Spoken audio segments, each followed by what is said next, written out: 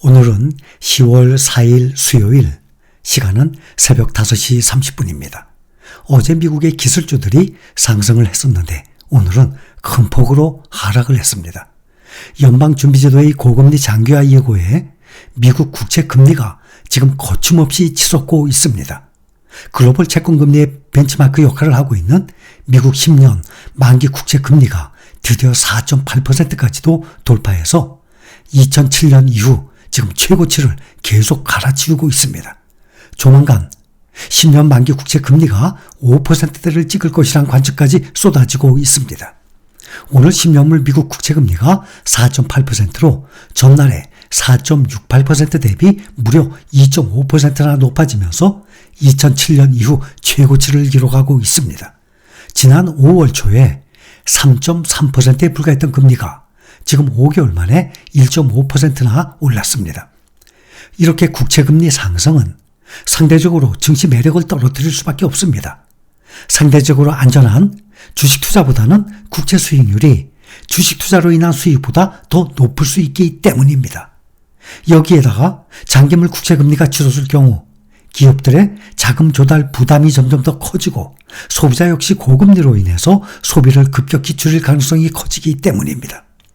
세계 최대 헤지펀드 브리지워터의 창업자 레이 달리오는 이날 코네티컷주 그린위치에서 열린 경제 포럼에서 인플레이션, 물가 상승, 인플레이션이 가라앉지 않으면서 10년물 수익률이 심리적 저항선인 5%를 뚫을 가능성이 있다라고 우려까지 했습니다. 이러한 국채금리 상승세는 페드의 고금리 기조가 당초 예상보다 더 오래 지속될 수 있다는 전망에 무게가 실린 여파입니다. 앞서 페드는 9월 연방공개시장위원회에서 금리를 동결하는 대신 점도표를 통해서 내년과 내후년 금리 전망을 상향 조정한 상태입니다. 특히 내년 말 금리 중앙값을 기존 4.6%에서 5.1%로 끌어올리고 5%대 고금리가 앞으로 지속될 것임을 예고했습니다. 이뿐만이 아니라 연준의 간부들이 오랜 기간 고금리가 지속될 것이라고 잇따라 발언을 하고 있습니다. 어제 마이클 바 연준 부의장은 연준이 상당 기간 고금리를 유지해야 한다라고 발언을 했고, 미셸 바우먼 연준 이사는 한 차례가 아니라 수차례 금리 인상을 해야 한다라고 주장까지 했습니다. 이뿐만이 아니라 라파엘 보스틱 애틀랜타 연은 총재도 내년까지 현재의 금리를 유지해야 한다면서 고금리가 장기화할 것이라고 말을 했습니다. 연준 위원들이 높은 금리를 오랫동안 유지하자는 데 대체로 동의하는 모습을 보이면서 고금리 환경에 대한 우려가 점점 더 커지고 있습니다. 지난 9월 연방공개시장위원회 정리회에서 위원들의 대다수는 올해 1회 더 금리를 올릴 것으로 예상을 했습니다.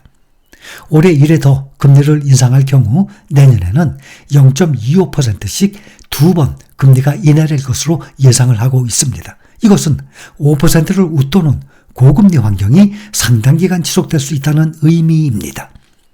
이 같은 경고가 이어지자 연준이 11월 회의에서 금리를 0.25% 인상할 확률이 31%까지 올랐습니다. 어제는 27%였고 일주일 전에는 16%에 불과했었는데 지금 일주일 만에 16%에서 2배로 31%로 0.25% 금리를 올릴 가능성을 상당히 높게 보고 있습니다. 오늘 국채금리가 치솟으면서 뉴욕 증시 일제히 하락 마감했습니다. 다우 1.29% 하락, 33,002. S&P 500은 1.37% 하락, 4,229. 나스닥은 1.87% 하락, 13,059. 필라델피아 반도체가 역시 가장 많이 떨어졌습니다. 2% 이상, 2.1% 하락, 3,376입니다. 6일 동안 연이었습니다. 그 6일 전에 다우, S&P 500, 나스닥 지수보다 지금은 6일 전보다 더 떨어졌어요. 필라델피아 반도체 지수는 6일 전에 우리가 6일 연이었죠. 그 직전에 3,361이었는데 오늘 6일 후에 보니까 3,371로 필라델피아 반도체 지수만 6일 전보다 조금 오른 상태고 다우, S&P 500, 나스닥은 6일 전보다 더 하락한 상태입니다. 6일 연휴 끝나고 오늘 장 열리는 우리나라 증시에 아마 영향이 갈 것입니다. 올해 들어서 상당히 많이 올랐다 그랬죠. 다우지수 오늘의 하락으로 올해 상승분을 모두 잃고 오히려 마이너스로 돌아섰습니다. S&P 500 지수도 6월 이후 지금 최저치예요. 올해 들어서 상저하고의 예상을 깨고 지수가 많이 올랐다고 생각하고 있지만 의외로 다우지수만 올해 들어서 현재 지금 확인해보면 올 초보다도 0.4% 하락 중입니다. S&P 500은 10.6% 상승, 나스닥 종합지수는 25.7% 상승, 필라델피아 반도체 지수가 35.3% 상승 중입니다. 오늘 기술주들의 낙폭이 컸습니다. 국제시장의 수익률 급등은 자연스럽게 기술주 주가 급락으로 이어지고 있습니다. 주요 종목별로 보면 엔비디아가 오늘 3% 가까이 급락을 했습니다. 반도체주들이 일제히 하락을 해서 필라델피아 반도체 지수가 2% 이상 급락을 하게 됐습니다. 미국의 대표적 전기차 업체죠. 테슬라. 지난 분기 판매가 시장의 예상에 미달함에 따라서 월가의 투자 은행들이 다음 분기 순이익 전망을 일제히 하향 조정했어요. 주가가 2% 이상 하락했습니다. 미국의 실적조사 업체 팩트세트 월가의 투자 은행들이 잇따라서 테슬라의 다음 분기 순이익 전망을 하향함에 따라서 테슬라의 다음 분기 주당 순이익을 76%로 하향했습니다. 이전 전망치는 100센트였어요. 이는 지난 월요일 테슬라가 시장의 예상에 미달하는 차량 판매 기록을 발표했기 때문입니다. 테슬라는 지난 9일 지난 분기 모두 41만 9천 대의 차량을 판매했다고 밝혔습니다. 이것은 시장의 예상치 45만 6,722대보다 적은 것입니다. 테슬라가 판매가 전분기보다 둔화한 것은 약 2년 만에 처음이에요. 이 기간 공장 업그레이드를 위해서 상하이 기가팩토리와 텍사스 오스틴 공장의 조업을 일시 중단했기 때문으로 풀이가 됩니다. 오늘 리비안이 가장 많이 떨어졌습니다. 8.33% 급락했습니다. 주요 전기차주들도 일제히 하락했습니다. 대형 기술주들도 일제히 하락했어요. 마이크로소프트가 2.61% 하락하고 아마존이 3.66%로 가장 많이 떨어졌습니다. 뉴욕 주식시장의 비관 전망이 강화되면서 지난 주식 매도 규모가 사상 최대에 이른 것으로 추산됐습니다. CNBC에 따르면 골드만삭스는 분석 노트에서 주식시장의 비관적인 전망이 강화되면서 지난주 5거래일 동안 매도세가 사상 최대를 기록한 것으로 추산하고 있습니다. 골드만삭스에 따르면 지난주 S&P 500 지수 선물 매도 규모가 400억 달러, 약 52조에 이른 것으로 추산됐습니다. 이것은 주간 단위로 사상 최대 수준입니다.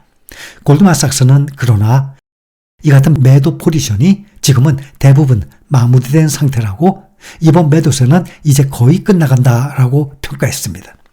이렇게 장기물 국채금리가 연일 치솟은 것은 미국 경제가 예상보다 탄탄하다는 데이터가 계속 나오고 있기 때문입니다. 10년물 국채금리는 중장기 물가 및 성장에 대한 시장의 예상을 반영하는 지표로 불립니다. 연방준비제도의 강한 긴축에도 실물 경제가 여전히 탄탄하고 고물가 상황도 지속되면서 예상보다 금리 인하가 빠르게 이루어지지 않을 것이라고 시장은 보고 있는 것입니다. 중앙은행인 연방준비제도는 노동시장의 실업률이 치솟지 않는 이상 인플레이션 대응을 위해서 추가로 금리를 올릴 것이라고 예고해 왔습니다. 노동시장의 과열이 식지 않는 이상 11월 금리 인상이 현실화될 수 있다는 우려가 나오면서 채권 수익률이 급등하는 것으로 풀이되고 있습니다. 채권금리 상승은 반대로 주식 급락으로 이어지고 있습니다. 미국 민간기업 구인 건수가 4개월 만에 폭발적 증가세를 나타냈습니다. 미국 노동부가 공개한 구인 이직 보고서에 따르면 8월 민간기업 구인 건수는 무려 961만 건으로 나타났습니다. 뉴욕 증시 예상치 880만 건을 크게 웃돌았어요.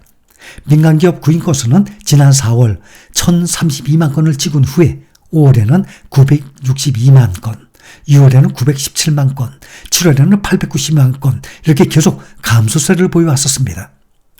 전문 및 서비스 및 부문에서 50만 건 이상 구인 건수가 늘었습니다. 8월 채용 공고는 4월 이후 최고치입니다. 유가 보면 서부 텍사스산 원유 0.41달러 상승한 89.23달러에 마감했습니다. 또 공포지수, 변동성 지수 아주 급격하게 올랐습니다. 오늘 12.38% 폭등을 하면서 19.79로 뛰면서 20선에 육박을 했습니다.